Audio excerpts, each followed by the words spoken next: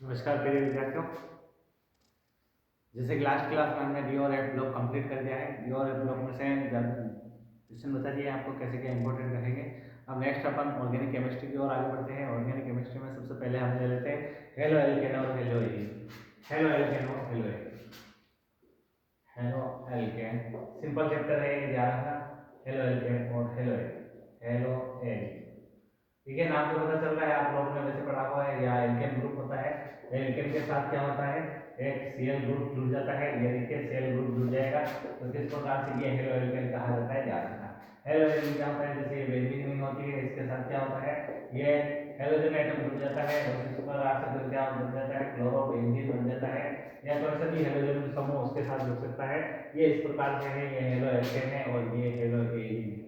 ये इस प्रकार से इनकी स्ट्रक्चर होती है, खास करके ध्यान रखना एल्केन के साथ हेलोजन के तरफ जुड़ने पर। अब खास इसमें आपको इनका क्लासिफिकेशन में बता देता हूँ। ये हेलो एल्केन और हेलो एरीन कहलाते हैं, ध्यान रखना, ठीक है ना। अब मैं आपको इसके साथ इनके क्लासिफिकेशन बता देता हूँ। ध्यान रखना, इनका क्लासिफिकेशन किस प्रकार से है, वर्गीकरण। वर्गीकरण किस प्रकार से है, जो आपको थोड़ा सा इंट्रोडक्शन दे देता हूँ इसके वर्गीकरण का। इसका वर्गीकरण इतना तो इम्पोर्टेंट नहीं है, पूछा जाएगा, लेकिन इसके बारे में आपको जानकारी होनी जरूरी है कि किस प्रकार से ये काम करता है, खास करके इसीलिए ये खास है। हेलो एल्केन और हेलो एल्केन, ठीक है ना। हेलो एल्केन के बारे में बता देते हैं। हेलो एल्केन साथ ही साथ हेलो एल्केन भी चलता रहेगा। हेलो एल्केन लिख दिया है मैंने यहाँ पर। अब ध्यान में जैसे हेलो एल्केन है ना, उसी की तरह से आपको एल्कोहल का भी क्लासिफिकेशन से वैसा ही है, कोई अलग नहीं है। ध्यान रखना, यहाँ एल्कोहल की लिख देता हूँ मैं। आपके चैप्टर नंबर 10 और 11 दोनों को साथ लेकर के आ रहा हूँ, ध्यान रखना। मैंने आपको पहले कहा था कंपैरिजन स्टडी करनी जरूरी है। कंपैरिजन स्टडी अगर आप लोगों के साथ में है तो आप लोगों क्या है, इनके बारे में आप पता कर सकते हो। दोनों एक जैसे हैं, इन दोनों के क्लासिफिकेशन के बारे में स्टडी करते हैं आज हम लोग। क्लासिफिकेशन यानी कि वर्गीकरण, इनका वर्गीकरण कैसे होगा देखिए आप।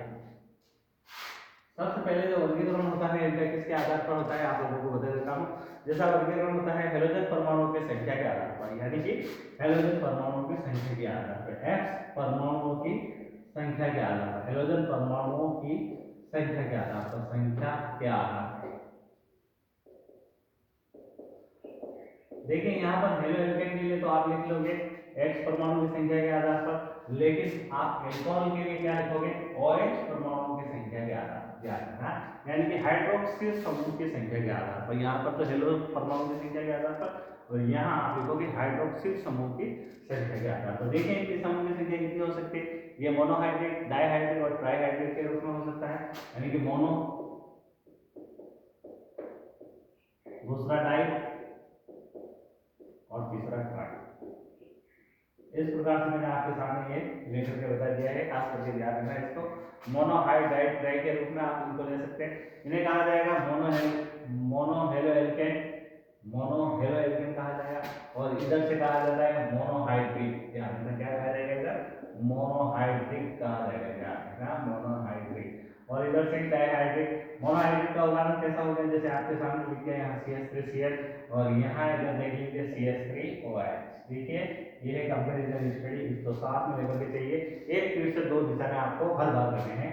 ये देखिए हेलो एल्केन और जो चैप्टर नंबर 10 और आपके पास चैप्टर नंबर 11 है, उनका क्लासिफिकेशन हो रहा है, उनका वर्गीकरण हो रहा है। मैं आपको बार बार नहीं बताऊंगा, एक ही बार में आपको इसका क्लासिफिकेशन बता दूंगा। इसको कहेंगे मोनो हेलो एल्केन, उसे कहेंगे मोनोहाइड्रिक, ठीक है ना। तो अब यहाँ इधर से डाई हो जाएगी, यानी कि दो बार लगा दोगे आप इस प्रकार से डाई। ध्यान रखना इसको क्या कहा जाएगा, डाई कहा जाएगा।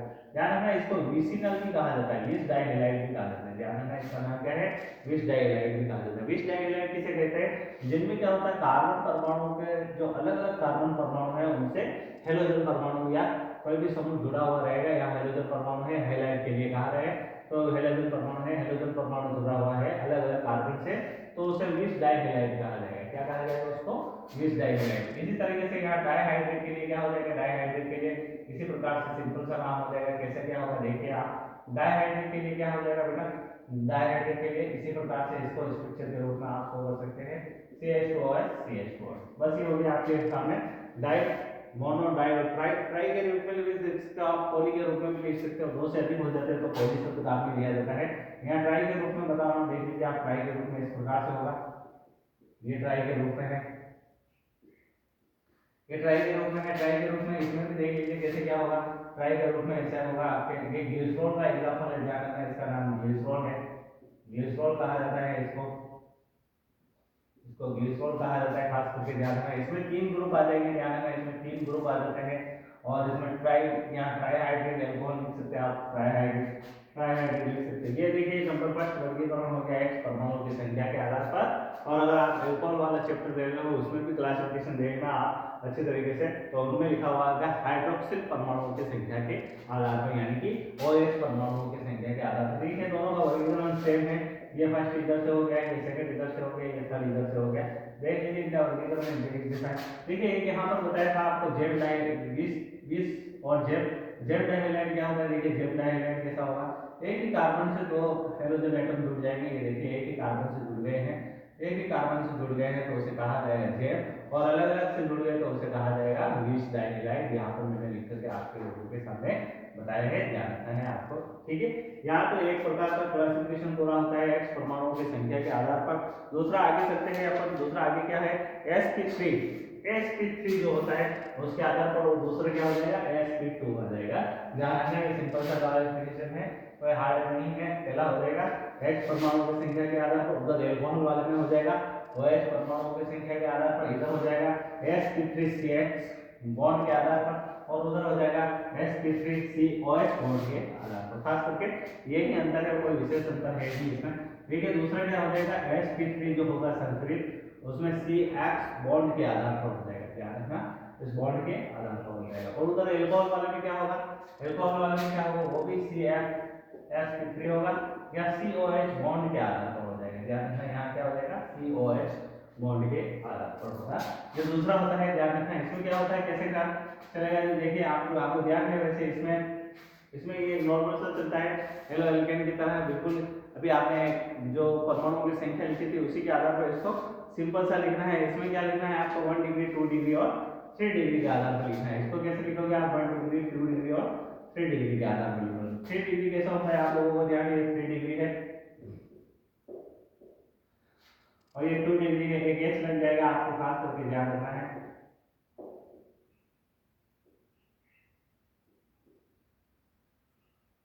ये 2 डिग्री है और 1 डिग्री सिंपल सा होता है। ये 1 डिग्री हो गया है आपके पास, ये 1 डिग्री हो गया, ध्यान रखना 1 डिग्री, ये 2 डिग्री है और ये 3 डिग्री। इसी प्रकार से इधर भी ये 1 डिग्री 2 डिग्री और 3 डिग्री में हो जाएगा। 3 डिग्री कैसा होगा आपके सामने है, OH लगा दिया, CCC लगा करके OH लगा दिया, 3 डिग्री हो गया। सेम जैसा का वैसा इसमें भी होगा 1 डिग्री 2 डिग्री और 3 डिग्री के रूप में चलेगा। ये होते हैं इनके बारे में प्राथमिक, द्वितीय और तृतीय के बारे में होता है। दूसरा होता है एलिलिक हैलाइड। दूसरा क्या होगा एलिलिक हैलाइड, ये फर्स्ट हुआ। अब दूसरा इसमें चलेगा allylic halide. Allylic halide, allylic halide कौन सा हुआ देखिए, वो फर्स्ट हो गया था, ये सेकंड है एलिलिक हैलाइड। एलिलिक हैलाइड कैसे कहता है देखिए, एलिलिक हैलाइड चलेगा यहाँ, वहाँ एलिलिक अल्कोहल चलेगा, ध्यान रखना एलिलिक हैलाइड और उधर अल्कोहल, यहाँ OH ग्रुप लगा दोगे आप, फर्क यही है और कोई विशेष फर्क नहीं है। जैसे कार्बन कार्बन आपने बनाया, इसमें क्या होगा, जो कार्बन कार्बन डबल बॉन्ड है उसके बाद में एक कार्बन पर हाइड्रोजन एटम जुड़ा रहेगा, यानी कि हाइड्रोजन एटम जो जुड़ा रहेगा वो sp3 संतुलित कार्बन से जुड़ा रहेगा। ध्यान रखना sp3 संतुलित कार्बन से जुड़ा रहेगा, खास करके ध्यान रखना ये sp3 संतुलित कार्बन हो गया है इस प्रकार से। ये एलिलिक है, ध्यान रखना आपको एलिलिक इसी प्रकार से। इधर भी क्या होगा, यहाँ पे क्या होगा, ऐसा ही स्ट्रक्चर होगा और यहाँ पर क्या जुड़ जाएगा OH जुड़ जाएगा। ये आपको ध्यान रखना है किस पे, यहाँ पर OH वाले में, इनके एल्कोहल वाले चैप्टर पर ध्यान रखना, तो विशेष फर्क नहीं है। ये है एलिलिक कैसे कहा जाता है, एलिलिक वे कार्बन होते हैं जिसमें double bond, carbon carbon double bond तो होता है, लेकिन क्या होता है कार्बन उस हाइड्रोजन जो होता है उस कार्बन से जुड़ा रहता है जहाँ पर sp3 संकरण होता है। ठीक है, यहाँ एलिलिक हो गया। दूसरा चलता है अपन एलिलिक में ही, एलिलिक हो गया, एलिलिक हैलाइड के बाद चलते हैं अपन इसी प्रकार से बेंजीलिक वाले में। बेंजीलिक वाले में चलते हैं, यहाँ पर एलिलिक था, तीसरा हो जाएगा आपके पास बेंजीलिक हैलाइड। ध्यान रखना बेंजीलिक हैलाइड में क्या होता है, बेंजीन आता है, बेंजीन जानते हो आप, ये sp2 संतुलित कार्बन होता है और यहाँ पर एक ये हो गया sp3 संतुलित कार्बन, और इससे जो जुड़ा रहेगा वो हेलोजन एटम जुड़ा रहता है। हेलोजन एटम जुड़ा रहता है तो वो अपने चैप्टर नंबर 10 में आ जाएगा, हेलो एल्केन वाले में क्लासिफिकेशन। अगर OH जुड़ा रहता है तो आपके चैप्टर नंबर इधर आ जाएगा 11th में, हेलो एल्केन वाले में। यहाँ CH2 से X की जगह OH जोड़ देंगे, बस ये फर्क है और कोई फर्क नहीं है। यहाँ पर देखिए एडिलिक हो गया, ये बेंजीलिक होगा, इसे बेंजीलिक कहा जाता है, ध्यान रखना इसे क्या कहा जाता है, बेंजीलिक कहा जाता है, खास करके ध्यान रखना बेंजीलिक हैलाइड, ये बेंजीलिक हैलाइड का एग्जांपल आपके सामने दिया है। देखिए एक तो दूसरा हो गया sp3, पहला था कार्बन जो हाइड्रोजन जो है उनके परमाणु की संख्या क्या आधार पर, हाइड्रोजन कितने हैं, 1 है, 2 है, 3 है, कितने जुड़े हुए हैं उसके आधार पर। दूसरा sp3 संकरित है जिसमें 1 डिग्री 2 डिग्री 3 डिग्री, और दूसरा ये आपके सामने एडिलिक दिया है, और तीसरा आपके सामने बेंजीलिक दिया है। अब ये क्या हो जाएगा, दो तो नंबर हो गए sp3, अब तीसरा नंबर हो जाएगा आपके पास, एक संकरण कम कर दीजिए उसके आधार पर, यानी कि sp2 CH बॉन्ड के आधार पर। बस ये सिंपल सा काम है और कुछ नहीं है, वर्गीकरण इतना कोई कठिन नहीं है, सिंपल सा वर्गीकरण है। इधर भी क्या हो जाएगा, sp2COH बॉन्ड हो जाएगा, खास करके आपको ये जानना है, कोई विशेष फर्क है नहीं। ये इधर एल्कोहल चल रहा है, ध्यान रखना, इधर आके हेलोजन चल रहा है। sp2 संकरण के आधार पर कैसे क्या होगा आप जानते हो, एक तो होता है वाइनिन हैलाइड, वाइनिन हैलाइड जिसे कहते हैं, जैसे ये कार्बन कार्बन डबल बॉन्ड है, इस पर कोई हेलोजन आटम में आकर के जुड़ जाएगा कार्बन कार्बन डबल बॉन्ड के पास में, ध्यान रखना, यानी कि ये sp2 संकरित कार्बन होगा। कौन सा होगा ये, sp2 संकरित कार्बन होगा। ठीक इसी प्रकार से इसे वाइनिल अल्कोहल कहा जाएगा, क्या कहा जाएगा, वाइनिल अल्कोहल कहा जाएगा। यहाँ पर OH जुड़ जाएगा, OH जुड़ जाएगा इस प्रकार से कार्बन कार्बन डबल बॉन्ड, यानी कि sp2 वाले कार्बन पर कौन जुड़ जाएगा, OH जुड़ जाएगा, ये वाइनिल अल्कोहल। ये आप लोगों को आपको देखना है, ध्यान रखना, मैं आपको रिवीजन के थ्रू आपको ये काम करवा रहा हूँ, इतना लिखा नहीं रहा हूँ, इसके जानकारी जरूर होना चाहिए आप लोगों को। एक हो गया वाइनिल और एक हो जाएगा एरिल, एरिल हैलाइड, यानी एरिल हैलाइड क्या होता है, वो अभी आपको बताया बेंजीन रिंग के ऊपर जुड़ा हुआ रहेगा, ये बेंजीन रिंग है, इसके ऊपर जुड़ा रहेगा X, विज्ञान में X इसके ऊपर जुड़ा रहेगा, ये हेलोजन इसके ऊपर जुड़ा हुआ है, इसे कहा जाएगा एरिल हैलाइड। क्या कहा जाएगा बच्चों, इसको एरिल हैलाइड कहा जाएगा। इधर ऐसे एरिल हैलाइड की तरह ही होगा, इसी प्रकार से इधर भी होगा, बेंजीन के ऊपर OH जुड़ा जाएगा, अब इसे एरिल हैलाइड कहा जाएगा। अब इसको क्या कहा जाएगा, इसको सिंपल नाम है फिनोल कहा जाएगा। क्या कहा जाएगा, इसको फिनोल कहा जाएगा, ये है फिनोल। तो आपको पता चल गया ये संकरण कौन सा है, ये sp2 प्रकार का कार्बन है, इस कार्बन से जुड़ा हुआ ये sp2 प्रकार का कार्बन है। यहाँ पर क्लासिफिकेशन समाप्त होता है, ये क्लासिफिकेशन खास करके आप लोगों को ध्यान रखना है, इन्हीं के आधार पर इनका नोमेनक्लेचर होता है। नोमेनक्लेचर भी इजी है, नोमेनक्लेचर आप लोगों को वैसे काफी दिनों को आता होगा, ये नोमेनक्लेचर कोई हार्ड नहीं है, नोमेनक्लेचर आपने 11th में सीखा हुआ है। नोमेनक्लेचर खास करके कुछ इतना कठिन नहीं है, नोमेनक्लेचर सिंपल है, फिर भी आपके सामने कुछ एक नोमेनक्लेचर कर देता हूं, ताकि क्या है आप लोगों का रिवाइज हो जाएगा, आपको पता चल जाएगा इस प्रकार से नोमेनक्लेचर होता है, खास करके ध्यान रखना है। अब देखिए मान लीजिए अगर आपके पास डबल बॉन्ड है और हेलोजन ग्रुप है, तो आप किसको प्रायोरिटी दोगे, मैं बता देता हूँ, आप उसको डबल बॉन्ड को प्रायोरिटी देंगे। जैसे एक एग्जाम्पल बता देता हूँ, यहाँ पर देखिए,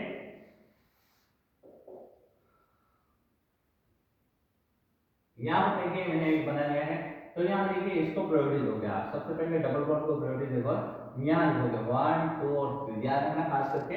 अब यहाँ पर ये हाइड्रोजन जो भी है वो इसे बैलेंस कर दीजिए आप लोग, और यहाँ पर क्या हो जाएगा 3 ब्रोमो prop 1e, इस प्रकार से नाम बना होगा। मान लीजिए इसे ट्रिपल बॉन्ड कर देता हूँ मैं, यहाँ पर ट्रिपल बॉन्ड कर देता है, एक ही में नहीं दर्शाता हूँ, फिर आप लोग देखोगे कि ये क्या किया सर ने, इन्हें 4 5 ज्यादा हो गया है, इसे कम कर देता हूँ थोड़ा सा, और इस प्रकार से कर दिया है, देख लीजिए। अगर ट्रिपल बॉन्ड है तो भी वैसा ही काम करोगे जैसा डबल बॉन्ड में काम किया है, यानी कि इसको पहले काउंटिंग दोगे, यानी कि यहाँ से काउंटिंग पहले शुरू कर दोगे, ये खास आपको ध्यान रखना है। डबल बॉन्ड ट्रिपल बॉन्ड आ जाते हैं। अगर मान लीजिए डबल बॉन्ड और ट्रिपल बॉन्ड दोनों, अगर डबल बॉन्ड और ट्रिपल बॉन्ड दोनों है, या फिर देख लीजिए यहाँ पर Br है, अगर Br के पास में ही अगर डबल बॉन्ड कहीं आ रहा है, तो आप खास करके ध्यान रखना उस तरफ से जहाँ से डबल बॉन्ड को कम से कम अंक मिले वो ध्यान रखना है आपको, ट्रिपल बॉन्ड को कम से कम अंक मिले वहाँ से काउंटिंग शुरू कर देनी है। ये तो सिंपल सा काम है, आप लोग भी इसे जानते होंगे। एक तो जेम और विस डाइहैलाइड आप लोगों को बताया गया है, जेम हैलाइड किसे कहते हैं, डाइहैलाइड किसे कहते हैं, विस हैलाइड किसे कहते हैं, आपको ज्ञान है। विस हैलाइड किसे कहते हैं, देखिए विसिनल डाइहैलाइड किसे कहा जाता है, ध्यान रखना, अलग अलग कार्बन से जुड़े हुए रहेंगे, इसे विसिनल डाइहैलाइड कहा जाता है, विस डाइहैलाइड कहा जाता है शॉर्ट में से। और जेम डाइहैलाइड किसे कहा जाता है, जब एक ही कार्बन से दो हाइड्रोजन एटम जुड़ जाएंगे उसे जेम डाइहैलाइड कहा जाता है, ध्यान रखना, इसे जेम डाइहैलाइड कहा जाता है। खास करके आपको ये चीज ध्यान रखनी है, ये विस है और ये जेम है, खास करके आपको इनके बारे में ध्यान रखना है। ये हेलो एल्केन की समावयता के बारे में बता देते हैं किस प्रकार से समावयव होते हैं। ध्यान रखना, हेलो एल्केन की जो समावयता होती है वो विशेष प्रकार के दो रूपों में चलती है। एक तो होती है श्रृंखला समावयता, ध्यान है आप लोगों को, श्रृंखला समानता, दूसरी है स्थिति समानता। खास करके आपको ध्यान रखना है स्थिति समानता। स्थिति समानता में पोजीशन चेंज हो जाएगी और कुछ नहीं है। जैसे मान लीजिए एक उदाहरण लिया आपके सामने C7H मैंने ये एग्जाम्पल लिया है, तो इसमें क्या है, इसकी स्थिति चेंज हो जाएगी। ये देख लीजिए, एक बार Br मैंने यहाँ आगे लगा दिया है, दूसरी बार में Br कहाँ लगा दिया है, यहाँ बीच में लगा दिया है। इस प्रकार से इसकी स्थिति मैंने चेंज कर दी है, ये हो जाएगी स्थिति समावयता। खास करके आपको याद रखना है। इस प्रकार से है स्थान और स्थिति समावयता एक ही होती है।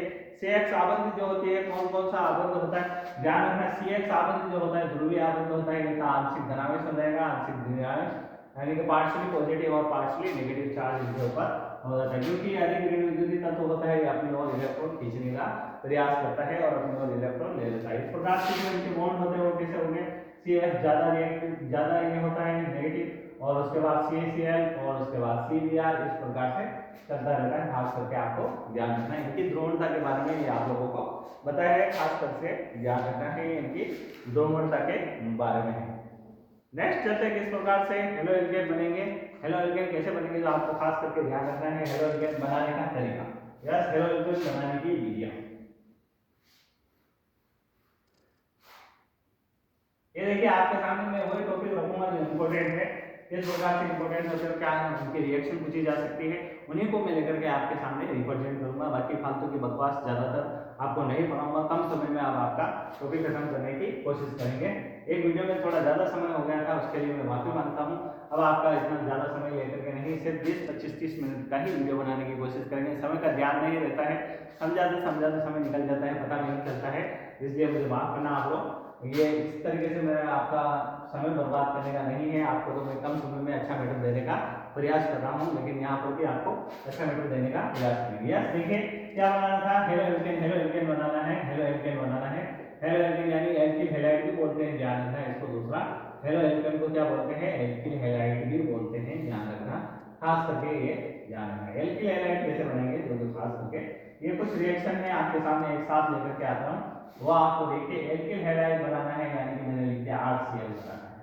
HCl कैसे बनाएंगे अपन, ROH के साथ बनाएंगे। देखिए ये ROH के साथ अपन एल्किल हैलाइड बनाएंगे। अब ROH के साथ किस किस की रिएक्शन करके आप एल्किल हैलाइड बना सकते हो। देखिए मैं यहाँ पर Cl नहीं लिख करके X लिख देता हूँ, और फिर आपको बता दूंगा यहाँ Cl भी आ सकता है और Br भी आ सकता है। इस प्रकार से मैं आप लोगों को समझा दूंगा, खास करके ध्यान रखेंगे। ये देखिए इसके अभी अगर HX के साथ करोगे आप तो एल्किल हैलाइड बन सकता है, एल्किल हैलाइड बन सकता है। ये देखिए किस प्रकार से निकलेगा, रिएक्शन करने का तरीका बता देता हूँ। इसको प्लस मान लेना, इसको माइनस मान लेना, इसको माइनस मान लेना। ये देखिए H2 आउट हो गया और बचा कौन, RX, ठीक है ना। ये एल्किल हैलाइड बन गया। इस तरीके से आप थोड़ा सा दिमाग लगा करके कर सकते हो, ये आप थोड़ा सा इसमें ध्यान रखना। दूसरा देख लीजिए, इसी की अभिक्रिया HCl के साथ कर सकते हैं। यहाँ HCl लिख दिया है, मैंने आपको कहा था क्या HCl लिख करके भी मैं आपको बता दूंगा। तो भी ये देखिए इस प्रकार से अब यहाँ क्या बना आपके सामने, HCl बन गया है, यहाँ पर HCl बन गया है इस प्रकार से। नेक्स्ट देखिए इसी की एल्कोहल की अभिक्रिया, यहाँ पर एल्कोहल लिख देता हूँ, यहाँ पर वापस मैंने एल्कोहल लिख दिया है। अब इसकी अभिक्रिया मान लीजिए मैं PCl3 के साथ करता हूँ तो भी ये बन सकता है, ठीक है ना। PCl3 के साथ किया तो Cl बन जाएगा। और ध्यान रखना यहाँ क्या होता है, H3PO3 आउट होता है, ध्यान रखना H3PO3 आउट होता है और एक HCl आउट होता है और एक HCl बनता है, ध्यान रखना। खास करके इस प्रकार से होती है रिएक्शन, ये खास करके ध्यान रखना किसमें, HCl, इसमें PCl3 वाले में। ये आपके आगे भी रिएक्शन है, मैं आपको बता दूंगा। कार्बोक्सिलिक वाले चैप्टर में भी ये रिएक्शन है, आपको ध्यान रखना है। POCl3 के साथ भी इसकी रिएक्शन कर सकते हो, किसकी, एल्कोहल की। POCl3 के साथ रिएक्शन करके भी आप क्या बना सकते हो, HCl बना सकते हो। एल्कोहल की POCl3 के साथ रिएक्शन, POCl3 है PCl5 के साथ, PCl3 के साथ रिएक्शन करके बना सकते हो। तो आउट कौन सा होगा, POCl3 और HCl आउट होगा। खास करके ध्यान रखना, POCl3 और HCl आउट होगा, ये HCl आपके बन जाएगा। देखिए मैं HCl बनाने का तरीका बताता हूँ, एल्किल हैलाइड बनाने का तरीका बता रहा हूँ। एल्किल हैलाइड बनाने के अलग अलग तरीके हैं, देख लीजिए काफी तरीके हैं। एल्कोहल के साथ देख लीजिए कितने तरीके हैं, एल्कोहल के साथ PCl3, एल्कोहल के साथ PCl5, एल्कोहल के साथ ही HCl ले सकते हो आप। और एक और होती है डाल्टन अभिक्रिया, खास करके आपको ध्यान रखना है डाल्टन अभिक्रिया कैसे करते हैं, या फिर मेन रिएक्शन के साथ मैं आपको लिख देता हूँ डाल्टन अभिक्रिया। डाल्टन अभिक्रिया इंपॉर्टेंट है, डाल्टन अभिक्रिया लिख दीजिए, आपको पूछ सकते हैं डाल्टन अभिक्रिया क्या है। लीजिए डाल्टन अभिक्रिया ये है ध्यान रखना, एल्कोहल की अभिक्रिया क्या करोगे, किसके साथ करोगे, SOCl2 के साथ करोगे, इसे बोलते हैं थायमिन क्लोराइड। SOCl2 के साथ करोगे तो क्या बन जाएगा, आपके RCl बन जाएगा, खास करके ये ध्यान रखना है, और SO2 आउट हो जाएगा और फिर HCl हो जाएगा आउट। इसकी pyridine की उपस्थिति में की जाती है ताकि क्या SO2 का वहां पर एब्जॉर्प्शन हो सके, SO2 का वहां पर एब्जॉर्प्शन हो सके। इस प्रकार से pyridine की उपस्थिति में ये अभिक्रिया की जा सकती है, तो इसको आपको थोड़ा सा ध्यान रखना है। ये जो थी वो डाल्टन अभिक्रिया है। यहाँ पर ये कुछ रिएक्शंस जो होती है वो कंप्लीट होती है। एक मुक्त मूलक अभिक्रिया होती है जो आप लोगों ने 11वीं में पढ़ा हुआ है। मुक्त मूलक अभिक्रिया कौन सी होती है, देखिए HCl प्रकाश की उपस्थिति में Cl के साथ करने पर यह मुक्त मूलक अभिक्रिया है। ध्यान रखना, फ्री रेडिकल रिएक्शन है, आगे से होती रहेगी, या आप इस करते रहिए जब तक कि आपके CCl4 प्राप्त नहीं हो जाए। ये हो गया CH2Cl2, फिर आप वापस आगे से आगे करते रहिए, ये हो गया CH3, वापस आगे से आगे करते रहिए, ये हो गया आपके CCl4 यहाँ तक प्राप्त। देखिए एक CCl4 बनाने का तरीका भी है। अगर आपको पूछा जाए मेथेन से CCl4 कैसे बनाते हो, तो मेथेन से CCl4 इस प्रकार से अपन बना सकते हैं, खास करके आपको याद रखना है। ये हाइड्रोकार्बन की एक रिएक्शन है जिसे मुक्त मूलक अभिक्रिया कहा जाता है, खास करके ध्यान रखना है आपको। नेक्स्ट चलते हैं अपन मार्कोनिक ऑफ अभिक्रिया। मार्कोनिक ऑफ इंपॉर्टेंट है, ध्यान रखना, मार्कोनिक ऑफ और एंटी मार्कोनिक ऑफ।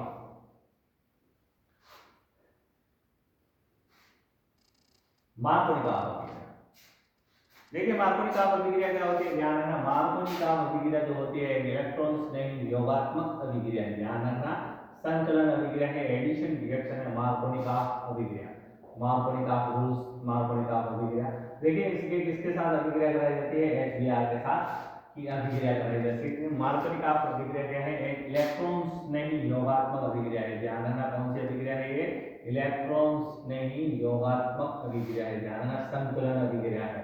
यहाँ एडिशन लिख देता हूँ इंग्लिश में, एडिशन रिएक्शन है, इलेक्ट्रोफिलिक एडिशन रिएक्शन, प्रतिस्थापन अभिक्रिया नहीं है। ध्यान रखना, दोनों जाकर के जुड़ जाते हैं, उसे इलेक्ट्रॉन्स नहीं एडिशन रिएक्शन योगात्मक अभिक्रिया कहते हैं। जैसे देखिए मार्कोनिक ऑफ अभिक्रिया क्या कहती है, इस प्रकार से H और Br का एडिशन हो जाएगा, H और Br का एडिशन, ये H और Br है, यहाँ पर किसी को भी दे दीजिए, ये आंशिक ऋणावेश और ये आंशिक धनावेश, पार्शियली पॉजिटिव और नेगेटिव। ये आप जानते हो कौन पॉजिटिव नेगेटिव होता है, Br नेगेटिव होता है। और H देखिए किसको किसके साथ सेटिंग करानी है, उसके साथ सेटिंग करवा दीजिए। ये सेटिंग हो गई, अब आपके पास क्या बचा है, जो बचा है उसको एक साथ लिख दीजिए। देखिए इस प्रकार से इनका एडिशन हुआ है, कोई अलग नहीं हुआ है, अलग होता तो आप प्रतिस्थापन कर सकते थे और नाभिक से नहीं कर सकते, कुछ भी हो सकता था, इलेक्ट्रॉन्स नहीं इस प्रकार से होगा। ध्यान रखना खास करके, आप देख लीजिए, आप C के साथ Br जोड़ दीजिए और C के साथ H जोड़ दीजिए, इस प्रकार से एडिशन हुआ है। ये एडिशन रिएक्शन है, ये इलेक्ट्रॉन्स नहीं योगात्मक अभिक्रिया दर्शाता है मार्कोनिक ऑफ। ये ध्यान रखना, मार्कोनिक ऑफ हो गया। ये सममित एल्कीन के लिए है, सिमेट्रिकली एल्कीन के लिए है, जिसमें एल्कीनों की संख्या 2 हो सकती है, 4 हो सकती है, 6 हो सकती है, इस प्रकार से सममित एल्कीनों में होगी, असममित में नहीं होगी, यानी 1, 3, 5 वाली में नहीं होगी। सममित एल्कीनों में मार्कोनिक ऑफ रिएक्शन होती है। मार्कोनिक ऑफ नियम ये होता है, ध्यान रखना, HBr का एडिशन होगा, Br वहां जुड़ेगा, ये जोड़ लीजिए, कहां पर कौन सा जोड़ना है ये देख लीजिए, आपके सामने बता रखा है। ये मार्कोनिक ऑफ अभिक्रिया। दूसरी होती है एंटी मार्कोनिक ऑफ अभिक्रिया, इसी का भाई है एंटी मार्कोनिक ऑफ, जिसे खराश प्रभाव भी कहा जाता है, उसे हिंदी में कहा जाता है पट्टी मार्कोनिक ऑफ। यहाँ भी देखा हमने एंटी मार्कोनिक ऑफ अभिक्रिया, इसी को मैंने एंटी मार्कोनिक ऑफ कर दिया है। एंटी मार्कोनिक ऑफ अभिक्रिया क्या होती है, जिसे खराश प्रभाव कहा जाता है। ध्यान रखना, ये कौन सा प्रभाव है, खराश प्रभाव। खराश प्रभाव इनको कहा जाता है, खास नाम वैज्ञानिक ने इसके बारे में बताया है इस प्रकार से। ये पेरोक्साइड की प्रेजेंस में होती है, खास करके ध्यान रखना, ये पेरोक्साइड की प्रेजेंस में होती है। ध्यान रखना, पेरोक्साइड की प्रेजेंस में होने के कारण ये क्या हो सकती है, मुक्त मूलक अभिक्रिया होती है, फ्री रेडिकल रिएक्शन होती है। ध्यान रखना, ये कौन सी होती है, मुक्त मूलक अभिक्रिया होती है, फ्री रेडिकल रिएक्शन होती है। वो कौन सी हुई थी, वो इलेक्ट्रॉन्स नहीं योगात्मक अभिक्रिया हुई थी, और ये कौन सी है, मुक्त मूलक अभिक्रिया होती है। इसमें मुक्त मूलक का निर्माण होता है। मुक्त मूलक कैसे बनते हैं, देखिए आप लोगों को बता देता हूँ। जैसे ये मुक्त मूलक ऐसे बनेंगे, ये आप द्वारा दर्शाया जाता है। फिर क्या होता है, इनके ऊपर एक एक लोड हो जाता है, एक एक लोड को अनपेयर्ड इलेक्ट्रॉन कहा जाता है। ये ले लेकर के पृथक हो जाते हैं, अलग हो जाते हैं, और फिर अपना काम चलाते रहते हैं। इस प्रकार से ये मुक्त मूलक अभिक्रिया होती है। ये होते हैं खराश प्रभाव। ये असममित एल्कीनों में होगी। असममित एल्कीनों में किस प्रकार से होगी, देखिए आप, जैसे मान लीजिए यहाँ पर मैंने बनाया असममित एल्कीन कौन से होगी, असिमेट्रिक एल्कीन। जिसमें 1 3 5 चलेंगे। एक तो होता नहीं है, 3 जरूर होता है। ये 3 देख लीजिए, ये 3 वाला ले लिया मैंने। यहाँ देख लीजिए बराबर नहीं है तो बराबर कर दीजिए। जहाँ पर कहीं मैं भूल जाता हूँ तो आप लोगों से मेरी भावनाओं को पहचान लेना, ऐसा मत करना कि ये सर ने गलत बना दिया है, कहीं एच भूल जाता हूँ तो वो आप लोग थोड़ा सा देख लेना। ये देखिए ये माइनस होता है, ये प्लस होता है, आपको ध्यान है ये प्लस और ये माइनस इस प्रकार से। अब देख लीजिए किस प्रकार से इन पर होगा तो एच और प्लस और बी माइनस किस प्रकार से गिरेगा, खास करके ध्यान रखना। देखिए क्या होता है नियम, ये होता है जहाँ पर क्या होगा कि असममित एल्कीन जो होंगे उसमें क्या होगा, असममित एल्कीनों में HX का ऋणात्मक भाग वियोजन वाले कार्बन के से जुड़ा हुआ होता है, लेकिन उससे जुड़ने की कोशिश करेगा और वहां पर जाकर के जुड़ेगा जहां पर हाइड्रोजन परमाणु अधिक हो। देखिए हाइड्रोजन परमाणु अधिक कहां दिखाई दे रहा है आपको, यहाँ दिखाई दे रहा है, यानी सीधा जाएगा ऑक्सीजन चेन में जुड़ने की कोशिश करेगा, यानी कि इस प्रकार से रिएक्शन हो जाएगी, क्या हो जाएगी CH3 CH2 और Br, यानी कि उस कार्बन पर जुड़ेगा जहां पर अधिक हाइड्रोजन हो, यानी कि हाइड्रोजन परमाणुओं की संख्या अधिक हो, वहां पर ये जुड़ने का प्रयास करता है। कौन जुड़ने का प्रयास कर रहा है, अधिक ऋण विद्युतीय तत्व। ये है एंटी मार्कोनी का नियम, ध्यान रखना। असममित एल्कीनों पर होती है, ध्यान रखना। यह पराक्साइड प्रभाव भी कहलाता है, इसे खराश प्रभाव भी कहलाता है। पराक्साइड की उपस्थिति में होती है, ध्यान रखना। यह विक्रिया किसकी उपस्थिति में होगी, पराक्साइड की उपस्थिति में। यहाँ पहले लिख चुका हूं मैं, पराक्साइड की उपस्थिति में यह अभिक्रिया होती है, खास करके ध्यान रखना है। इस प्रकार से ये एंटी मार्कोनी का अभिक्रिया होगी। आपके सामने कुछ पॉइंट लिखे हैं, उन पॉइंटों को भी आप लोगों को लिखना है, इन पॉइंटों को भी आपको ध्यान रखना है, ताकि क्या है आप लोगों के साथ साथ ये समझा है। ये इंपॉर्टेंट है, ध्यान रखना। मार्कोनी का और एंटी मार्कोनी का नियम क्या है उसे समझिए, खास करके ये इंपॉर्टेंट रहती है। देखिए एक और हेलोजन का, डायरेक्ट हेलोजन का भी संयोजन किस प्रकार से होता है, जो भी बता देता हूँ। डायरेक्ट हेलोजन का संयोजन भी कर सकते हैं आप, देखिए किस प्रकार से रिएक्शन बताओगे, आगे बताता हूँ। देखिए हेलोजनों का संयोजन, खास करके एल्कीनों पर हेलोजनों का संयोजन। एल्कीन क्यों नहीं, आप लोगों ने इसका उपयोग भी किया जाता है, इसकी ब्रोमीन के साथ रिएक्शन करवा लोगे आप, इसके साथ ब्रोमीन के साथ रिएक्शन करवा लोगे CCl4 की प्रेजेंस। देखिए यहाँ पर क्या है, यहाँ पर क्या है एल्कीनों का टेस्ट करने के लिए किया जाता है। अब ये क्या होता है, रंगहीन हो जाता है, यानी कि Br सब जगह जाकर के लग जाता है। सब जगह तो क्या है, 2 कार्बन है, दोनों कार्बन पे एक Br जाकर के लग जाएगा और इस प्रकार से ये रिएक्शन हो जाती है, इस प्रकार से ये रिएक्शन हो जाती है। यानी कि आप देख रहे हैं इसमें कौन सा हैलाइड बना है, विच डाइट हैलाइड बना है, विच डाइट हैलाइड का इसमें निर्माण होता है। नेक्स्ट ठीक है, अब कुछ एक नेम रिएक्शन है, उन नेम रिएक्शनों को ध्यान रखना था, खास करके आपको नेम रिएक्शन सभी आपको पढ़ करके जानी है। कोई सी भी नेम रिएक्शन आ सकती है, नेम रिएक्शन पूछने की भी ज्यादा संभावना रहते हैं, क्योंकि एक आधी नेम रिएक्शन तो पूछते रहते हैं। नेक्स्ट है बोरोडीन-हुंस-डीगर अभिक्रिया। बोरोडीन-हुंस-डीगर अभिक्रिया, ये खास करके रिएक्शन बताइए, सिंपल सी रिएक्शन है, कोई खास है नहीं। बोरोडीन-हुंस-डीगर अभिक्रिया, बोरोडीन-हुंस-डीगर अभिक्रिया, हुंस-डीगर अभिक्रिया। देखिए कुछ नेम रिएक्शन है, मैं नेम रिएक्शन लेकर के आया हूँ, आपके बुक में नहीं हो तो ये मैं नहीं जानता हूँ, लेकिन हाँ जरूर ये मेरे को ध्यान है, इसलिए मैं आप लोगों के सामने लिख रहा हूँ। बोरोडीन-हुंस-डीगर अभिक्रिया रिएक्शन है, कोई खास अभिक्रिया नहीं है। इसमें क्या होता है, कार्बन परमाणुओं की संख्या कम हो जाती है, कार्बन परमाणुओं की संख्या इसमें कम हो सकती है। देखिए सिल्वर के एसीटेट के रूप में इनको लिया जाता है। देखिए ये प्रोपियोनेट है, ये सिल्वर प्रोपियोनेट बोल सकते हैं इसको, क्या बोल सकते हैं इसको, सिल्वर प्रोप। ऐसे होता है CH3 CH2 COOH के साथ रिएक्शन होती है, खास करके ऐसे ध्यान रखना है, सिल्वर के साथ रिएक्शन होती है। ये अभिक्रिया को अभी आपने लोगों ने की है, वही अभिक्रिया ब्रोमीन के साथ CCl4 की प्रेजेंस में क्या हो जाएगा। देखिए यहाँ पर ये देख लीजिए, ये जो है ये आउट कर दोगे आप, या आउट किस रूप में करोगे, देखिए ये आउट कैसे करोगे, आगे नहीं लिख करके यही लिख रहा हूँ मैं, इसे CO2 के रूप में आउट कर दोगे, ध्यान रखना। CO2 किस रूप में आउट कर दोगे, CO2 के रूप में आउट कर दोगे, इसके साथ Br जोड़ दोगे, यानी ये एक हो गया CH3 CH2 Br। देखो अभी मैंने आपको कहा था ये एक हेलोजन को एक कार्बन को कम कर देता है, यहाँ पर देखिए CH3 CH2 Br का निर्माण हो गया है, और साथ में क्या बनेगा, आपके साथ में एक Ag है, एक Br बचा हुआ शेष था, वो यहाँ लिख दिया आपने, Ag Br बना दिया। ये इस प्रकार से अभिक्रिया होती है, इसे तो बोलते हैं बोरोडीन-हुंस-डीगर अभिक्रिया। ये एसीटेट के साथ होती है, सिल्वर के साथ। ये एसीटेट तो क्या कहते हैं, प्रोपियोनेट है, इसमें 3 कार्बन आ गए, इसलिए 2 कार्बन ही होते तो एसीटेट कहा जाता, लेकिन 3 कार्बन आ गए, प्रोपियोनेट कहा जाता है इसे। ये बोरोडीन-हुंस-डीगर रिएक्शन है। नेक्स्ट है फिल्केनस्टाइन अभिक्रिया, आप लोगों ने ध्यान रखा होगा, फिल्केनस्टाइन और श्वार्ट्ज अभिक्रिया दोनों एक साथ चलते हैं, इंपॉर्टेंट रिएक्शन है। फिल्केंस्टाइन अभिक्रिया और श्वार्ट्ज अभिक्रिया, जिसे कोई एक रिएक्शन पूछी जाएगी, इंपॉर्टेंट रिएक्शन है, कैसे क्या याद करने का तरीका है मैं बता देता हूँ आपको, कोई कठिन नहीं है। फिल्केंस्टाइन अभिक्रिया और श्वार्ट्ज अभिक्रिया, देखिए फिल्केंस्टाइन अभिक्रिया, फिल्केंस्टाइन अभिक्रिया,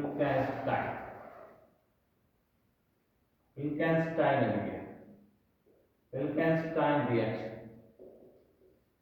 फिल्केंस्टाइन अभिक्रिया। देखिए Rx की अभिक्रिया किसके साथ होती है, Rx की अभिक्रिया NaI के साथ होती है, ध्यान रखना खास करके Rx की अभिक्रिया किसके साथ होगी, NaI के साथ होगी। देखिए श्वार्ट्ज, अब श्वार्ट्ज भी इसके साथ ही चलती है, ध्यान रखना श्वार्ट्ज भी याद रखने का तरीका बताता हूं, दोनों एक साथ चलती है श्वार्ट्ज। देखिए फिल्केंस्टाइन में तो क्या होता है, NaI आता है, फिल्केंस्टाइन में ये ध्यान रखना F नहीं आएगा और ये I और जो है ये लेकर के आना है, और ये ई जो लिखा हुआ उसको एसीटोन के साथ लिख देना है, यहाँ पर एसीटोन की वर्जेंस में रिएक्शन होती है, ध्यान रखना।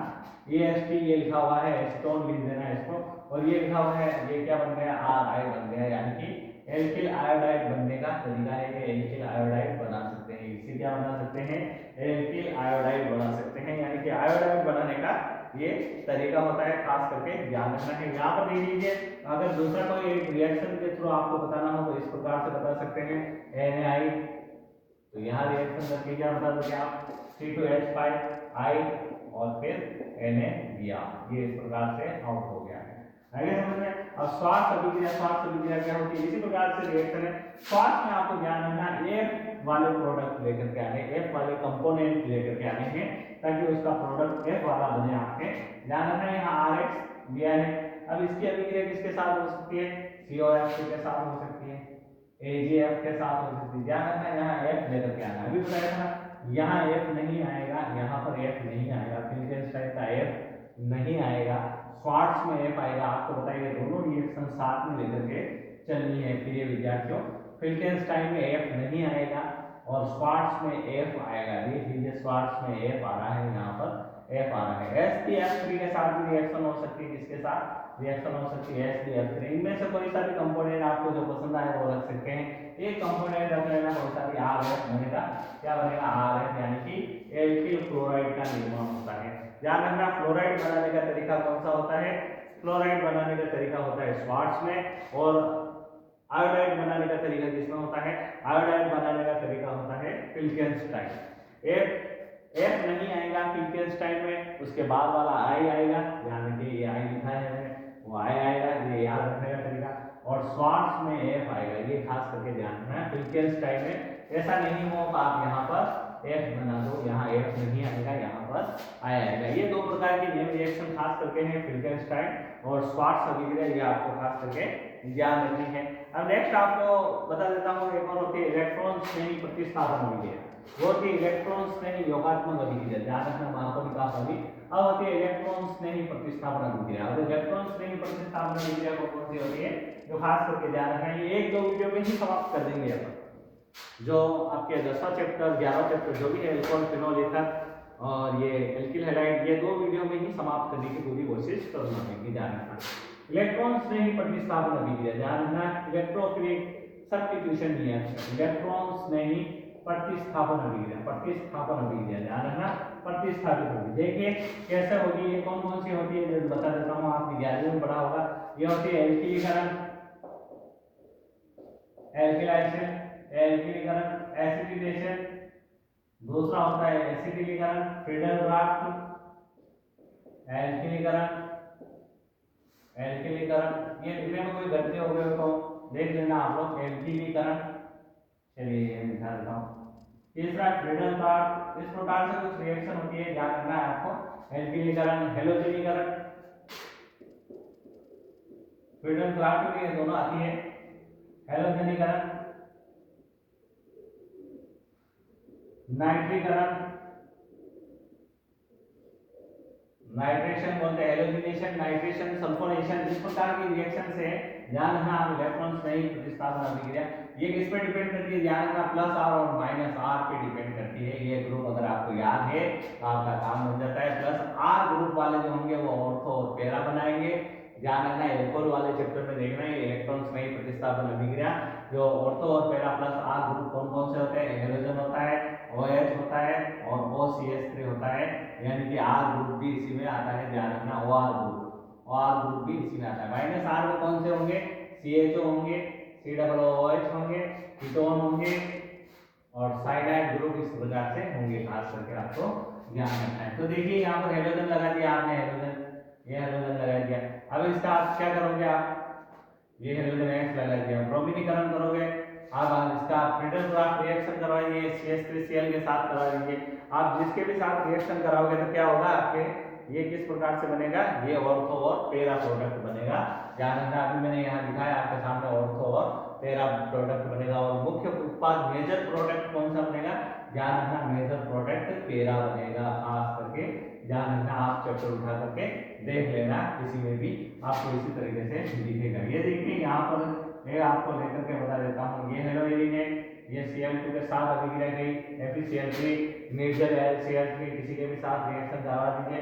ये हेलोजनीकरण है, ये Cl यहाँ और एक Cl यहाँ और दूसरा Cl यहाँ पैरा पर और दूसरा यहाँ पर Cl। इस प्रकार से ऑर्थो और पैरा दो प्रकार के प्रोडक्ट बनते हैं, ये खास करके आपको ध्यान रखना। ऑर्थो और पैरा जानते हो आप, देख लीजिए वहां नीचे, अगर आपको नहीं दिख रहा हो तो यहाँ अर्थर बना करके बता देता हूँ। इस प्रकार से दो प्रोडक्ट बनते हैं, खास करके ध्यान रखना है, ऑर्थो और पैरा प्रोडक्ट बनते हैं। यहाँ पर ये होता है हेलोजनीकरण का मेथड समाप्त, ये हेलोजनीकरण है। इसी प्रकार से आप लोग फ्रीडल क्राफ्ट के बारे में भी बता सकते हो। फ्रीडल क्राफ्ट में क्या होता है, एल्किलीकरण होता है। एल्किलीकरण के लिए आप इनको लेकर के बता सकते हो, खास करके ये आपको ध्यान रखना है। देखिए अब आगे मैं आप लोगों को बता देता हूँ किस प्रकार से इसमें एक और है डाइओजेनियम लवण के साथ वगैरह, उसमें भी कुछ एक नेम रिएक्शन है, वो इंपॉर्टेंट है। डाइओजेनियम लवण के साथ कैसे है जो बताइए। देखिए डाइओजेनियम लवण वाली जो टॉपिक है आपके उसमें एमीन वाले चैप्टर में भी है, ध्यान रखना वहां पर भी तीर मार रहे हैं। और अपन यहाँ से 10वें चैप्टर से तीर मार रहे हैं, जो 13वें चैप्टर में जाकर के बैठेगा एमीन के साथ। एमीन के साथ तीर मारने का तरीका देखिए किस प्रकार से डाइओजेनियम की रिएक्शन है। डाइओजेनियम की रिएक्शन आप लोग याद कर सकते हो, एक ही तीर से अनेक शिकार यहाँ पर मारे रहेंगे। देखिए डाइओजेनियम ये बना अपने पास डाइओजेनियम बनेगा कैसे, डाइओजेनियम एनिलीन की नाइट्रस एसिड के साथ रिएक्शन से बनेगा। यहाँ लिख देता हूँ, एनिलीन की नाइट्रस एसिड के साथ रिएक्शन से बनता है। ये एनिलीन है आपके पास, इसकी अभिक्रिया किसके साथ करोगे, NaNO2 और HCl के साथ रिएक्शन कराओगे। NaNO2 और HCl के साथ रिएक्शन कराओगे तो ये हिस्सा बन जाएंगे, इसे बोलते हैं बेंजीन डाइओजेनियम क्लोराइड। या हेलोजन लगा देता हूँ यहाँ पर, ये हेलोजन लगाने से ठीक रहेगा। ये बेंजीन डाइओजेनियम लवण कहा जाता है, इसे बेंजीन डाइओजेनियम सॉल्ट कहा जाता है। देखिए अब इसकी अभिक्रिया अलग अलग प्रकार से है, खास करके ध्यान रखना कैसे बनता है। ये बनता है यहाँ से 13वें चैप्टर से बनता है। एनिलीन की नाइट्रस एसिड के साथ रिएक्शन HNO2 के साथ अभिक्रिया करने से ऐसा बनता है। अब देखिए खास करके ये अभिक्रिया है, इस अभिक्रिया को इस प्रकार से लिखा जा सकता है, CuCl के साथ अभिक्रिया करने पर, CuBr के साथ अभिक्रिया करने पर, ठीक है, सबके साथ रिएक्शन कर सकते हैं इसकी। तो क्या बनेगा, यहाँ पर देख लीजिए क्लोरोबेंजीन बन जाएगा, यहाँ पर देख लीजिए क्या बन जाएगा, ब्रोमोबेंजीन बन जाएगा। एक साथ रिएक्शन करके बता रहा हूँ आपके साथ में। ये रामबाण औषधि है, ध्यान रखना है, एक ही तीर से दो तीन निशाने हैं। एक तो 13वें चैप्टर में निशाना लग रहा है और दूसरा इसी चैप्टर में एक निशाना लग रहा है, जो आपको खास करके ध्यान रखना है। इस प्रकार से क्लोरोबेंजीन और ब्रोमोबेंजीन का निर्माण होता है। ये ब्रोमोबेंजीन का जो निर्माण हुआ है उसे कहते हैं सेंडमायर रिएक्शन। सेंडमायर रिएक्शन, ध्यान रखना क्या कहा जाता है इसे, सेंडमायर रिएक्शन कहा जाता है। ब्रोमोबेंजीन का निर्माण जो होता है उसे सेंडमायर रिएक्शन कहा जा सकता है, ध्यान रखना। इसी प्रकार से इसकी Ki के साथ रिएक्शन करवा दीजिए तो क्या बनेगा, आयोडोबेंजीन बनेगा। क्या बनेगा, आयोडोबेंजीन बनेगा। ये आयोडोबेंजीन बना गया। अब इसी की अभिक्रिया H2O के साथ करवा दीजिए, इसकी अभिक्रिया H2O के साथ करवा दीजिए, क्या बनेगा, आपके फिनोल बन जाएगा। क्या बन जाएगा, इसमें फिनोल बन जाएगा, खास करके ध्यान रखना। इसकी अभिक्रिया आप एल्कोहल के साथ करवा दीजिए, एल्कोहल के साथ अगर इसकी अभिक्रिया करवाओगे तो क्या बनेगा, एल्कोहल के साथ करने पर अभिक्रिया में सिर्फ बेंजीन बनेगी। ध्यान रखना, खास करके ये दो तीन फुहारे निकाले हैं, इधर से इधर से इधर से, ये आपको खास करके ध्यान रखना है। डाइओजेनियम लवण का है ये अभिक्रिया, आपके वापिस इसमें दे रखा है। ये अभिक्रिया जो आपके है चैप्टर नंबर 13 में दे रखा है, खास करके आपको ध्यान रखना है। इसी की अभिक्रिया आप HBF4 के साथ करोगे, ध्यान रखना HBF4 के साथ। फ्लोरोबोरिक एसिड कहा जाता है इसको। HBF4 के साथ करोगे तो फ्लोरोबेंजीन बनेगा। क्या बनेगा आपके पास? फ्लोरोबेंजीन बनेगा। इस अभिक्रिया को बाल्ज-सीमान रिएक्शन कहा जाता है। बाल्ज-सीमान रिएक्शन यहाँ लिख देता हूं मैं, बाल्ज-सीमान रिएक्शन, बाल्ज-सीमान रिएक्शन, ध्यान रखना खास करके बाल्ज-सीमान रिएक्शन कहा जाता है इसको, बाल्ज-सीमान रिएक्शन। फ्लोरोबेंजीन का निर्माण होता है इसमें, खास करके ध्यान रखना। N2BF4 बनता है, फ्लोरोबोरेट बनता है बीच में, फिर जाकर के ये फाइनल बनता है N2BF4 बनता है। ध्यान रखना यहाँ पर N2 के साथ BF4 लगाना है पहले, फिर उसे गर्म करके फ्लोरोबेंजीन बनाना है, बाद जो सीमान अभिक्रिया है ये खास करके आपको ध्यान रखनी है। इस प्रकार से कुछ रिएक्शन आप लोगों के सामने बताएंगे। अगर इस अभिक्रिया को CO और HCl के साथ करोगे, ध्यान रखना, ध्यान रखना, CO और HCl के साथ करोगे, CO और HCl के साथ करोगे तो क्या बनेगा? क्लोरोबेंजीन बनेगा। क्या बनेगा? क्लोरोबेंजीन बनेगा। उसको क्या कहा जाएगा? इसको कहा जाएगा गाटरमान अभिक्रिया। ध्यान रखना, गाटरमान अभिक्रिया अलग है और गाटरमान कोच अलग है। ध्यान रखना, गाटरमान अलग है और गाटरमान कोच अभिक्रिया अलग है। गाटरमान कोच में एल्डिहाइड का निर्माण होगा। ध्यान रखना खास करके, इसे बेंजीन कहा जाता है। किसके प्रेजेंस में होता है? बेंजीन की अभिक्रिया कार्बन मोनोऑक्साइड के साथ, CO के साथ, HCl के साथ। देखिए उसकी भी ट्रिक्स है, उसको भी बता ही देता हूँ, साथ ही साथ आया है मौके पर चौका लगा ही देता हूँ। ये गाटरमान अभिक्रिया है, गाटरमान कोच अभिक्रिया देखिए चैप्टर नंबर 12, चैप्टर नंबर 12 की अभिक्रिया देखिए, गाटरमान कोच अभिक्रिया। कैसे याद करेंगे देख लीजिए, यहाँ पर ये पूरा नक्शा बनाया था। ये नक्शा आप लोगों को ध्यान रखना है, कहाँ पर कैसे बना है नक्शे को, इस नक्शे को पूरा ध्यान रखना है। नक्शा अगर आपको ध्यान है तो आप आज इन चीजों में आप काम कर सकते हो। ठीक है, गाटरमान अभिक्रिया आप लोगों को बताई थी, गाटरमान कौन सी है? एक गाटरमान कोच अलग है, ध्यान रखना, गाटरमान कोच अभिक्रिया ये 12वें चैप्टर में है। गाटरमान कोच अभिक्रिया, गाटरमान कोच अभिक्रिया, कोच कैसे क्या लिखा है और जो भी लिखा है देखिए, स्पेलिंग लिखी है मैंने यहाँ कोच। ठीक है, तो इसको उठा करके लाइए CO को, फिर इसकी बेंजीन के साथ रिएक्शन करवाएंगे आप लोग। किसके साथ? बेंजीन के साथ रिएक्शन करेंगे। ये लिखा है C और H, इसको उल्टा लिख दीजिए H और फिर C। अब आपको ध्यान है आगे कौन आएगा? HC आएगा, तो आगे कौन आएगा? L आएगा। इस प्रकार से इसकी रिएक्शन करवा दीजिए बेंजीन की अभिक्रिया CO के साथ HCl के प्रेजेंस में। तो ये हो गया आपके पास, क्या हो गया? आपके पास बन गया एल्डिहाइड, यानी कि बेंजीन हो गया। ये है गाटरमान कोच अभिक्रिया, खास करके ध्यान रखना, गाटरमान कोच अभिक्रिया इस प्रकार से होती है। इसे गाटरमान कोक भी लिखा हुआ होता है, कहीं कोक, ठीक है ना, गाटरमान कोच अभिक्रिया लिखी है। ये गाटरमान कोच अभिक्रिया है, इंपॉर्टेंट रिएक्शन है, ध्यान रखना। गाटरमान कोच रिएक्शन को समझेंगे, आप लोगों को बता दिया है, स्पेलिंग ध्यान रखना, CO लेकर के यहीं गई और CH है तो CH को उल्टा लिखिए HC और फिर आगे क्या लगेगा? ये लगेगा, यानी कि HCl हाइड्रोक्लोरिक अम्ल की प्रेजेंस में अभिक्रिया करने पर बेंजीन के कार्बन मोनोऑक्साइड के साथ क्या बनेगा? बेंजील्डिहाइड बनेगा। इसे कहते हैं बेंजील्डिहाइड। ये अपना बेंजील्डिहाइड किसमें है? एल्डिहाइड वाले चैप्टर में। एल्डिहाइड वाला चैप्टर किसमें है? कार्बोक्सिलिक वाले में। कार्बोक्सिलिक और एल्डिहाइड वाला चैप्टर 4 नंबर में आएगा, खास करके ध्यान रखना। हो सकता है इस नंबर रिएक्शन का वहां नंबर लग जाए, नहीं लगे तो भी कोई बात नहीं, आप लोगों को ये याद हो गई होगी। वैसे गाटरमान कोच इस प्रकार से गाटरमान अभिक्रिया आप लोगों को बतानी है। गाटरमान कैसे होगी वापस एक बार लिख करके बता देता हूं, देख लीजिए गाटरमान अभिक्रिया। गाटरमान अभिक्रिया कैसे होगी? जैसे बेंजीन की रिएक्शन किसके साथ होगी? यहाँ बेंजीन नहीं लेकर के क्या लेना है आपको? डाइऑक्सीजन क्लोराइड या हेलाइड कोई सा भी ले लीजिए। अब इसकी अभिक्रिया क्या करोगे? CO और HCl के साथ करोगे। किसके साथ करोगे? CO या HCl या HCl किसी के भी साथ कर लीजिए। CO या HCl के साथ कर ली मैंने अभिक्रिया और फिर क्या बनाया? क्लोरोबेंजीन बनाया। ये है गाटरमान अभिक्रिया, ध्यान रखना, ये है गाटरमान अभिक्रिया और ये है गाटरमान कोच अभिक्रिया। दोनों में ये फर्क है। देखिए यहाँ पर भी HCl है और यहाँ पर भी HCl है तो दोनों सेम है, लेकिन यहाँ CO है और यहाँ CO है। U को हमें चेंज किया, ध्यान रखना।